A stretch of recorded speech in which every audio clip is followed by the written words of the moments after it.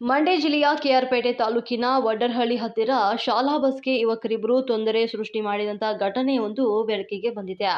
ಬೈಕನ್ನ ಬಸ್ ಎದುರು ಅಡ್ಡ ನಿಲ್ಲಿಸಿ ಚಾಲಕನೊಂದಿಗೆ ಗದ್ದಲಕ್ಕೆ ಮುಂದಾದಂತಹ ಯುವಕರ ವರ್ತನೆ ಗ್ರಾಮಸ್ಥರನ್ನ ಬೆಚ್ಚಿ ಬೀಳಿಸಿದೆ.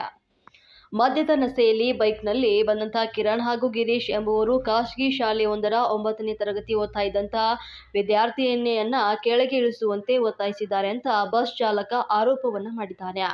ವಿದ್ಯಾರ್ಥಿನಿಯನ್ನ ಕೆಳಗೆ ಇಳಿಸಿದ ಕಾರಣಕ್ಕಾಗಿ ಚಾಲಕನಿಗೆ ಅವಾಜನ್ನ ಹಾಕಿದ್ದಾರೆ.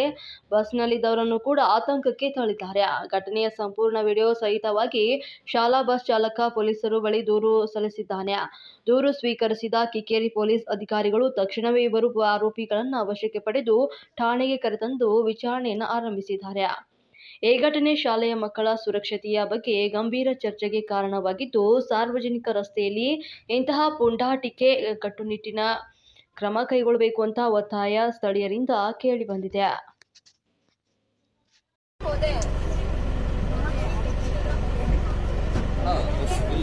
ಅಣ್ಣ, ನೀವು ಬೈಕ್ ನಮ್ದು ಅದಕ್ಕೂ ಸಂಬಂಧ ಇಲ್ಲ. ನಾನು ಮಕ್ಳು ಬಿಡಕ್ ಹೋಯ್ತಾ ಇರೋನು, ಆಯ್ತಾ?